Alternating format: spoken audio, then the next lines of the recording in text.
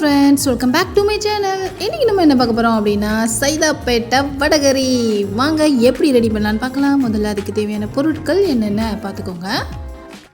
First ஒரு cup அளவு கடலைப்பருப்பையும் 3 காஞ்ச மிளகாவையும் தண்ணியில் நல்லா கழுவிட்டு அதை குறைஞ்சது தண்ணியில் 3 மணி நேரம் இந்த மாதிரி நல்லா ஊற வச்சுக்கலாம். காலையில் இந்த வடகரியை பண்ணுறதா இருந்தீங்கன்னா கடலைப்பருப்பை நைட்டு கூட நம்ம ஊற வச்சுக்கலாம்.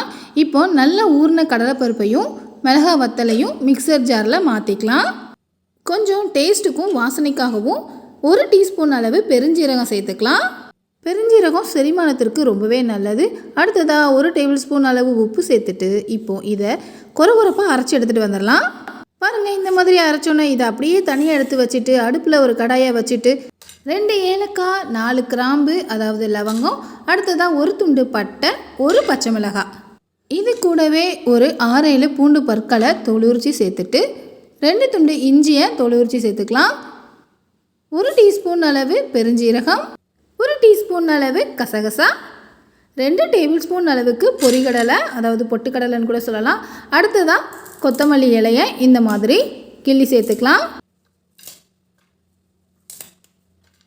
கடைசியாக புதினா இலைகளையும் சேர்த்துட்டு அடுப்பை ஆன் பண்ணிவிட்டு லோ ஃப்ளேமில் கொத்தமல்லி புதினா இலைகள் நல்லா சருகாக ஆற வரைக்கும் நம்ம இதை எல்லாத்தையுமே சேர்த்து நல்லா வறுத்து எடுத்துக்கணும். பாருங்கள், இந்த மாதிரி நல்லா வறுத்ததுக்கு அப்புறமா கடைசியாக 1/4 கப் அளவு துருவின தேங்காய், அப்படி இல்லைன்னா இந்த மாதிரி குட்டி குட்டி பீசஸாக தேங்காவை கட் பண்ணி சேர்த்துக்கலாம். தேங்காவோட கலரு லைட்டாக சேஞ்ச் ஆகிற வரைக்கும் நம்ம இதை வறுத்தா போதும். அதனால தான் எல்லாத்தையும் வறுத்ததுக்கப்புறம் கடைசியாக நம்ம தேங்காவை ஆட் பண்ணுறோம். ஃப்ரெண்ட்ஸ், இந்த வீடியோவில் தான் நம்ம சேனலை நீங்கள் புதுசாக பார்க்குறவங்களா இருந்தீங்கன்னா நம்ம சேனலை சப்ஸ்கிரைப் பண்ணிக்கோங்க. பக்கத்தில் இருக்க பெல் ஐக்கானையும் கிளிக் பண்ணிக்கோங்க. எல்லாத்தையும் நல்லா வறுத்தாச்சா, இதை இப்போ மிக்சர் ஜாரில் மாற்றிடலாம்.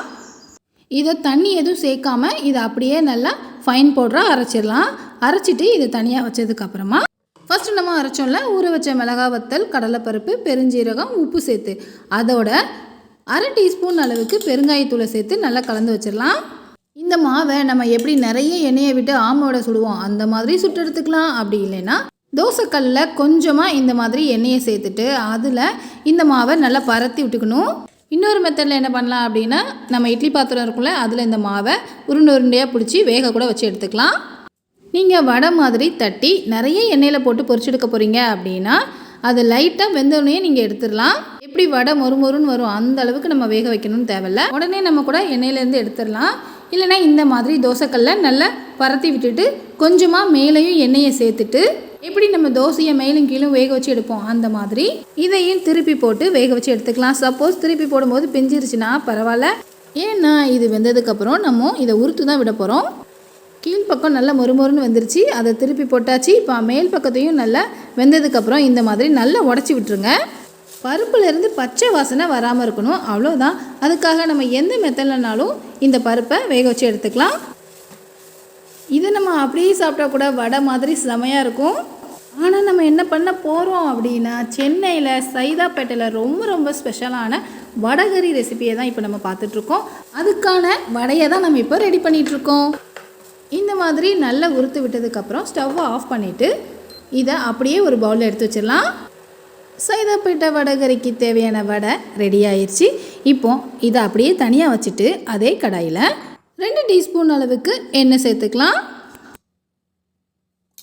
அடுத்ததாக 2 ஏலக்காய், 1 துண்டு லவங்கப்பட்டை, 4 கிராம்பு, 1 பிரியாணி இலை அதை இந்த மாதிரி பிச்சு போட்டுக்கலாம்.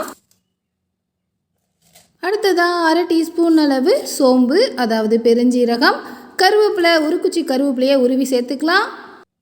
சோம்பு நல்லா பொன்னிறமாக வர வரைக்கும் இதை நல்லா பொரிய விட்டுடலாம். அதுக்கு கொஞ்சமாக இந்த மாதிரி வதக்குனதுக்கப்புறமா 2 பெரிய வெங்காயத்தை தோல் உரித்து இந்த மாதிரி பொடி பொடியாக கட் பண்ணி சேர்த்துக்கோங்க. வெங்காயம் 1/2 கப் அளவு சேர்த்ததுக்கப்புறமா உங்கள் காரத்திற்கு ஏற்ப நீங்கள் பச்சை மிளகாய் சேர்த்துக்கலாம். நான் இங்கே 2 பச்சை மிளகாவை இந்த மாதிரி 2 துண்டாக கட் பண்ணி சேர்த்துருக்குறேன். அடுத்ததாக ஒரு பெரிய சைஸ் தக்காளி 1 எடுத்துக்கலாம். அதையும் பொடி பொடியாக கட் பண்ணிக்கோங்க. அதாவது நறுக்கிய தக்காளி 1/4 கப் அளவு சேர்த்துக்கலாம். தக்காளி சேர்த்ததுக்கப்புறமா தக்காளி கொஞ்சம் சாஃப்டாகிற வரைக்கும் வதக்கி விட்டுக்கலாம். ஃப்ரெண்ட்ஸ், நீங்கள் இன்னும் சப்ஸ்கிரைப் பண்ணாமல் தான் நம்ம சேனலை பார்த்துட்ருக்கீங்க அப்படின்னா ப்ளீஸ் சப்ஸ்கிரைப் பண்ணிக்கோங்க. பக்கத்தில் இருக்க பெல் ஐக்கானையும் கிளிக் பண்ணிக்கோங்க. அப்படின்னா தான் இந்த மாதிரி ஈஸியான டேஸ்டியான ரெசிபிஸ் நாங்கள் போடும்போது உங்களுக்கு நோட்டிஃபிகேஷனில் காட்டும். நீங்களும் அந்த வீடியோஸை உடனே பார்க்கலாம். அடுத்ததாக 1/2 டீஸ்பூன் அளவு மஞ்சள் தூள், 1/2 டீஸ்பூன் அளவு மிளகாய்த்தூள், 1/2 டீஸ்பூன் அளவு கொத்தமல்லி தூள், 1/2 டீஸ்பூன் அளவு ஜீரகத்தூள், 1 டேபிள் ஸ்பூன் அளவுக்கு கரம் மசாலா, 1 டேபிள் ஸ்பூன் அளவு உப்பு சேர்த்துக்கலாம்.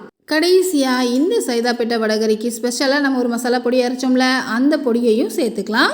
சமையலில் நம்ம எப்போவுமே மசாலா பொடிகள் சேர்க்கும்போது அடுப்பை ஆஃப் பண்ணிடுங்க, அப்படி இல்லைன்னா லோ ஃப்ளேமில் வச்சுக்கோங்க. சைதாப்பேட்டை வடகரிக்காக நம்ம ஸ்பெஷலாக அரைச்ச பொடியையும் சேர்த்தாச்சு. இப்போ எல்லாத்தையும் நல்லா கலந்து விட்டுடலாம். அடுத்ததாக 1/4 கப் அளவுக்கு தண்ணி சேர்த்துக்கலாம்.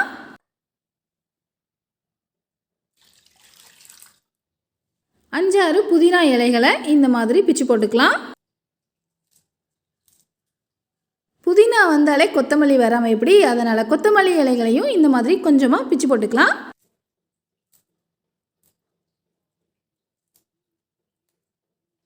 இதை இப்போ எல்லாத்தையும் கலந்து விட்டுடலாம். பெருங்காயத்தூள் ஒரு 1/4 டீஸ்பூன் அளவு சேர்த்துக்கலாம்.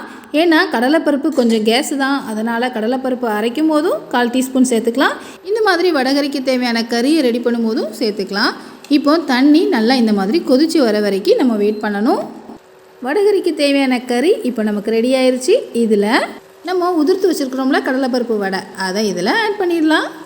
கடலைப்பருப்பா ரொம்ப கேஸுப்பா அப்படின்னு நினைக்கிறவங்க நம்ம ஆட் பண்ணுற இஞ்சி பூண்டையும் ப்ளஸ் இந்த பெருங்காயத்தூளையும் நீங்கள் கொஞ்சம் அதிகமாக ஆட் பண்ணிக்கலாம். அப்போ நமக்கு வாய்வு தொல்லை பிரச்சனை வராது. எல்லாத்தையும் ஒரு 2 நிமிஷம் நல்லா கிளறி எடுத்திங்கன்னா சைதாப்பேட்டை வடகரி வீட்லேயே தயார். இதை செய்யும் போதே சபா எப்படா சாப்பிட்லாம், அந்த அளவுக்கு டேஸ்ட்டு செம அட்டகாசமாக இருக்கும். இந்த வடகரியை நம்ம எல்லா டிஃபன் ஐட்டத்துக்கும் சைடிஷாக வச்சு சாப்பிட்லாம். இட்லி, தோசை, சப்பாத்தி, பூரி, பொங்கல், இடியாப்பம், ஏன் வெறும் சாதத்தோடு வச்சு சாப்பிட்டா கூட இந்த வடகரி செம அல்டிமேட்டாக இருக்கும்.